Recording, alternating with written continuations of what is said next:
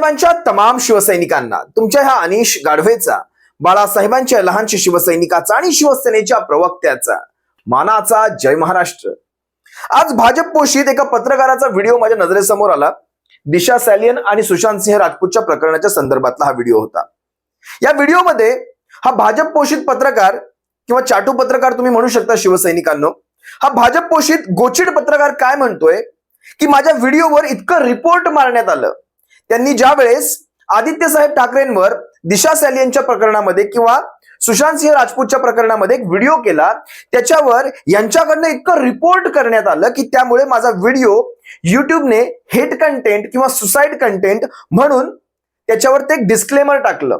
Confirm केल्याशिवाय माझा video पुढे जातच नाही असं म्हणत होता हा। याला एवढी वर्ष युट्यूब पत्रकारिता करत असताना एवढं सुद्धा साधं कळालं नाही की तुमच्या कंटेंटमध्ये युट्यूबचं एक कार्य करण्याची एक प्रणाली आहे। तुमच्या कंटेंटमध्ये जर तुम्ही आत्महत्येच्या संदर्भात जर काही बोलताय किंवा सुसाइडच्या संदर्भात काही बोलताय, तर तुमच्या व्हिडिओवर ज्यावेळेस ते स्क्रीनिंग होत असतं, ज्यावेळेस तो व्हिडिओ पडताळला जात असतो युट्यूबच्या मार्फत, तेव्हा आपोआपच हेट कंटेंटच्या नावाने किंवा सुसाइड कंटेंटच्या नावाने एक डिस्क्लेमर येत असतं। त्याला कोणी रिपोर्ट करताय म्हणून ते येत नसतं। एवढी सुद्धा साधी यांची बुद्धी चालत नसेल तर ह्यांनी पत्रकारिता कशासाठी करावी, हा माझा साधा प्रश्न आहे। चला ह्यांनी ते ठेवलं, पण नाव कुणावर घ्यायचं? म्हणजे प्रसिद्ध होण्यासाठी काहीही करायचं की बघा माझ्या व्हिडिओला कसं रिपोर्ट केलं जातं, त्यानंतर सुद्धा 1.25 लाख लोकांनी हा व्हिडिओ पाहिला, 1.25 लाखाचा 1.25 रुपये, 1.25 रुपये सत्यनारायणच्या पुढे कसे महत्वाचे असतात वगैरे वगैरे ह्यांनी भाषण द्यायला सुरुवात केली। मी वारंवार ह्यांना गोचिड पत्रकारिता किंवा चाटू पत्रकारिता, भाजप पोषित पत्रकारिता का म्हणत असतो, त्याची हीच ती कारणं। हे दिशा सॅलियन प्रकरण किंवा हे सुशांत सिंह राजपूत प्रकरण, तुम्ही एक गोष्ट लक्षात घ्या शिवसैनिकांनो, सर्वसामान्य महाराष्ट्रातल्या नागरिकांना मला सांगणं आहे, कशा प्रकारे महाराष्ट्रातल्या एखाद्या नेत्याची बदनामी करण्यासाठी केंद्रामधून ज्यावेळेस काही नेत्यांना फक्त बोलण्यासाठी ठेवलं जातं, म्हणजे केंद्रातलं एखादं मंत्रीपद फक्त या प्रकरणावर बोला म्हणून तुम्हाला केंद्रीय मंत्रीपद दिलं जातं, याच्यातून त्याचं गांभीर्य कळतं। कारण लक्षात घ्या, बरोबर हिवाळी अधिवेशन मागच्या वर्षीचा आठवा, बरोबर हिवाळी अधिवेशन ह्या वर्षीचा आठवा, मधल्या काळामध्ये, मधल्या 1 वर्षाच्या काळामध्ये कुठेही एसआयटी चौकशीचं नामोनिशाण नसतं।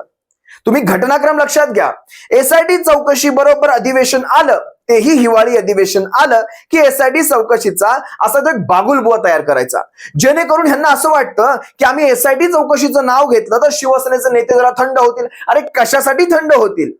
कशासाठी? ज्याला कर नाही त्याला डर कशाला? आज जवळपास इतकी वर्ष तुमच्या हातामध्ये सरकार असताना तुम्ही एक गोष्ट सिद्ध करू शकले नाहीत। आज तुमच्या हातात मोडून तोडून सगळं चालवलेलं असताना तुम्ही एक गोष्ट सिद्ध करू शकले नाहीत, तर मग तुम्ही हे वारंवार एसआयटीचं भूत का दाखवताय?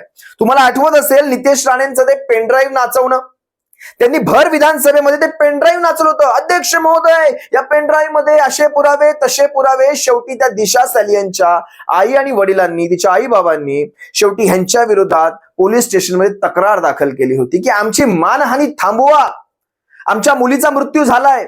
आणि त्यांनी स्वतः देखील सांगितलं, स्वतः त्यांनी मान्य केलं का हा अपघाती मृत्यू आहे।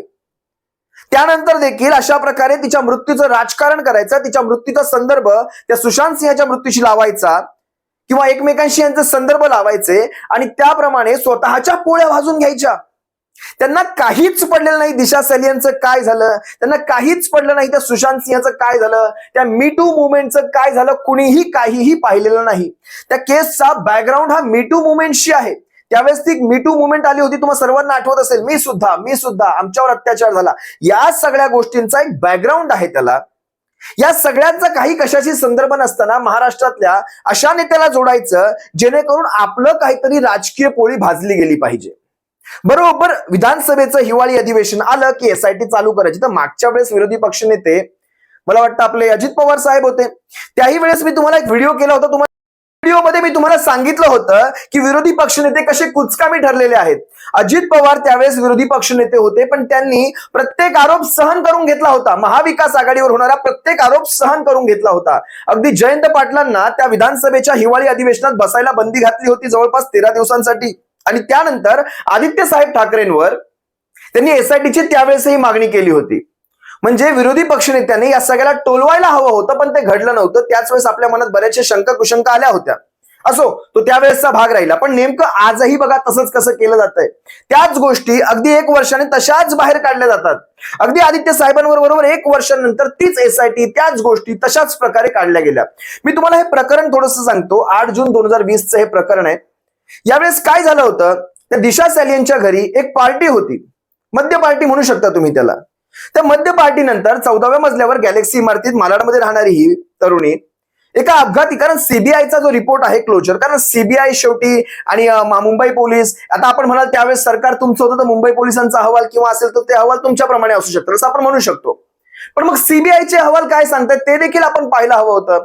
कारण सीबीआय ज्या असतात ह्या केंद्रीय तपास यंत्रणा असतात. सीबीआयच्या क्लोजर अहवालात देखील तेच सांगितलं गेलेलं आहे की यांचा मृत्यू हा अपघाती मृत्यू आहे, हा घातपात नाही.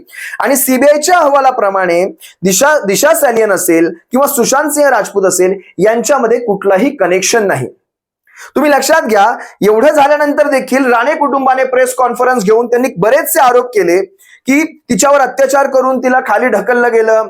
मृतदेह ज्यावेळेस तिथे पडला होता त्यावेळेस नग्नावस्थेत होता. सुशांत सिंह हा त्याचा पर्दाफाश करणार होता म्हणून त्याचीही हत्या झाली. हत्येवेळी मंत्र्याची एका गाडी तिथे उभी होती. या कुठल्याही गोष्टीचा पुरावा हे राणे कुटुंब आजतागायत सादर करू शकलं नाही. कुठल्याही गोष्टीचा पुरावा नाही. पेनड्राईव्ह असं नाचवला जातो पण पेनड्राईव्ह तिथे जमा केला जात नाही. म्हणजे झाकली मूठ 1.25 लाखाची, आमच्याकडे खूप काही आहे. याच सगळ्या याच्यावर चिडून तिच्या वडिलांनी आणि तिच्या आईने पोलीस ठाण्यात जेव्हा तक्रार केली त्यावेळेस राणे कुटुंबाला त्यावेळेस समन्स बजावण्यात आला होता. आणि त्याचाच आधार घेऊन त्यावेळेस राज्य महिला आयोगाने त्यावेळेस पोलिसांमध्ये वेगळी एक तक्रार दाखल केली होती की यांना तुम्ही शांत करा. तरी देखील यांच्याकडनं तसं काही घडलं नाही. त्यावेळेस तिच्या आई वडिलांनी राष्ट्रपती असतील, गृहमंत्री केंद्रीय, प्रधानमंत्री, त्यानंतर महाराष्ट्राचे विरोधी पक्ष नेते, महाराष्ट्राचे मुख्यमंत्री, महाराष्ट्राचे गृहमंत्री या सगळ्यांना आणि मुख्य न्यायाधीश, महाराष्ट्राचे मुख्य न्यायाधीश या सगळ्यांना पत्र लिहिण्यात आलं होतं की आमच्या मुलीची बदनामी करणाऱ्यांवर योग्य ती कार्यवाही करण्यात यावी ही विनंती. लक्षात घ्या, तिचे आई वडील स्वतः सांगतायत की अशा प्रकारचं काहीही वातावरण घडलं नव्हतं. तुमची केंद्रीय तपास यंत्रणा सांगते, महाराष्ट्र पोलिसांचा अहवाल सांगतोय. हे सगळं असताना देखील फक्त एक वातावरण. आणि काय अजून घाणेरडा आरोप तुम्हाला सांगतो की नारायण राणेंनी असं वाक्य वापरावं की उद्धव साहेबांनी मला फोन केला होता आणि तुमच्याही घरात मुलं आहेत, आमच्याही घरात मुलं आहेत, त्यामुळे असले प्रकार काही करू नका. तुम्ही मला विचार करा, हा पोरखेळ आहे? हे इतकं घाणेरडं वातावरण हे राणे फॅमिली कशा प्रकारे त्यांच्यात म्हणजे आहे तरी काय, ह्या डोक्यामध्ये नेमकं चालत तरी काय असतं? ही राणे फॅमिली कसलेही आरोप करू शकते. ज्या प्रकारे सकाळी सकाळी बसून त्या कोकणामधून ट्विट केले जातात, त्या कोकणामध्ये बसून सकाळी सकाळी त्या घाणेरड्या पत्रकार परिषदा घेतल्या जातात. अख्ख्या फॅमिलीचं संस्कार तुम्ही जर पाहिले तर महाराष्ट्र सर्वश्रुत आहे.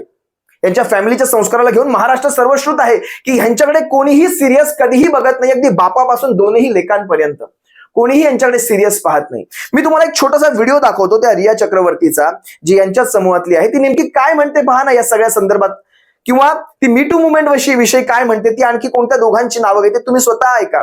ती कुठेही कुणाचं याच्यामध्ये नाव घेत नाहीये. तुम्ही ऐका एकदा काय झालं त्या मुवमेंट. मैं इसलिए पूछ रहा हूं क्योंकि ये कहा जाता है कि कहीं ना कहीं आदित्य ठाकरे का कनेक्शन आपके साथ है, वो एक तरह से आपको प्रोटेक्ट कर रहे हैं.